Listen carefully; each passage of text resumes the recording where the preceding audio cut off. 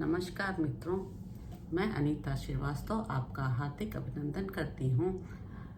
श्रीमद् वाल्मीकि रामायण में आज का प्रसंग है राजा का पुत्र के लिए अश्वमेध यज्ञ करने का प्रस्ताव और मंत्रियों तथा ब्राह्मणों द्वारा उसका अनुमोदन। संपूर्ण धर्मों को जानने वाले महात्मा राजा दशरथ ऐसे प्रभावशाली होते हुए भी पुत्र के लिए सदा चिंतित रहते थे। उनके वंश को चलाने वाला कोई पुत्र नहीं था। उसके लिए चिंता करते करते एक दिन उन महामनस्वी नरेश के मन में यह विचार हुआ कि मैं पुत्र प्राप्ति के लिए अश्वमेध यज्ञ का अनुष्ठान क्यों न करूं। अपने समस्त शुद्ध बुद्धि वाले मंत्रियों के साथ परामर्श पूर्वक यज्ञ का निश्चित विचार करके उन महातेजस्वी बुद्धिमान एवं धर्मात्मा राजा ने सुमंत्र से कहा, मंत्री प्रवर, तुम मेरे समस्त गुरुजनों एवं पुरोहितों को यहाँ शीघ्र बुला ले आओ। तब शीघ्रता पूर्वक पराक्रम प्रकट करने वाले सुमंत्र तुरंत जाकर उन समस्त वेद विद्या के पारंगत मुनियों को वहां बुला लाए। सुयज्ञ, वामदेव, जाबाली, काश्यप, कुल पुरोहित वशिष्ठ और जो भी श्रेष्ठ ब्राह्मण थे उन सब की पूजा करके धर्मात्मा राजा दशरथ ने धर्म और अर्थ से युक्त यह मधुर वचन कहा, महर्षियों, मैं सदा पुत्र के लिए विलाप करता रहता हूँ। उसके बिना इस राज्य आदि से मुझे सुख नहीं मिलता है। अतः मैंने यह निश्चय किया है कि मैं पुत्र प्राप्ति के लिए अश्वमेध द्वारा भगवान का यजन करूं। मेरी इच्छा है कि शास्त्रोक्त विधि से इस यज्ञ का अनुष्ठान करूं। अतः किस प्रकार मुझे मेरी मनोवांछित वस्तु प्राप्त होगी, इसका विचार आप लोग यहाँ करें। राजा के ऐसे कहने पर वशिष्ठ आदि सब ब्राह्मणों ने बहुत अच्छा कहकर उनके मुख से कहे गए पूर्वोक्त वचन की प्रशंसा की।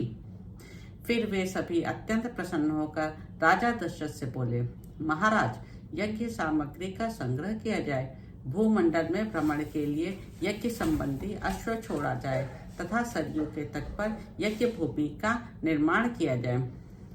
तुम यज्ञ द्वारा सर्वथा अपनी इच्छा के अनुरूप पुत्र प्राप्त कर लोगे, क्योंकि पुत्र के लिए तुम्हारे हृदय में ऐसी धार्मिक बुद्धि का उदय हुआ है। ब्राह्मणों का यह कथन सुनकर राजा बहुत संतुष्ट हुए। हर्ष से उनके नेत्र चंचल हो उठे।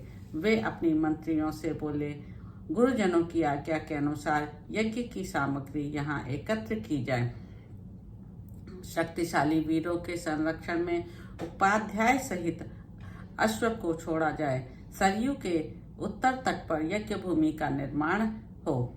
शास्त्रोक्त विधि के अनुसार क्रमशः शांति कर्म का विस्तार किया जाए। यदि इस श्रेष्ठ यज्ञ में कष्टप्रद अपराध बन जाने का भय न हो तो सभी राजा इसका संपादन कर सकते हैं, परंतु ऐसा होना कठिन है, क्योंकि विद्वान ब्रह्म राक्षस यज्ञ में विघ्न डालने के लिए छिद्र ढूंढा करते हैं। विधिहीन यज्ञ का अनुष्ठान करने वाला यजमान तत्काल नष्ट हो जाता है। अतः मेरा यह यज्ञ जिस तरह विधि पूर्वक संपन्न हो सके वैसा उपाय किया जाए। तुम सब लोग ऐसा साधन प्रस्तुत करने में समर्थ हो। राजा के द्वारा सम्मानित हुए समस्त मंत्री पूर्वत उनके वचनों को सुनकर बोले, बहुत अच्छा, ऐसा ही होगा। इसी प्रकार वे सभी धर्म के ब्राह्मण भी नृपश्रेष्ठ दशरथ को बधाई देते हुए उनकी आज्ञा लेकर जैसे आए थे वैसे ही फिर लौट गए। उन ब्राह्मणों को विदा करके राजा ने मंत्रियों से कहा, पुरोहितों के उपदेश के अनुसार इस यज्ञ को विधिवत पूर्ण करना चाहिए।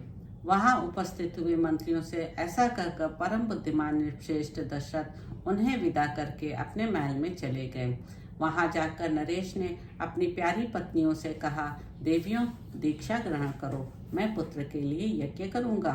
उस मनोहर वचन से उन सुंदर कांति वाली रानियों के मुख कमल वसंत ऋतु में विकसित होने वाले पंकजों के समान खिल उठे और अत्यंत शोभा पाने लगे। तो इस प्रकार मित्रों, बाल कांड में निहित 8वां सर्ग इसी प्रकार समाप्त होता है। नमस्ते।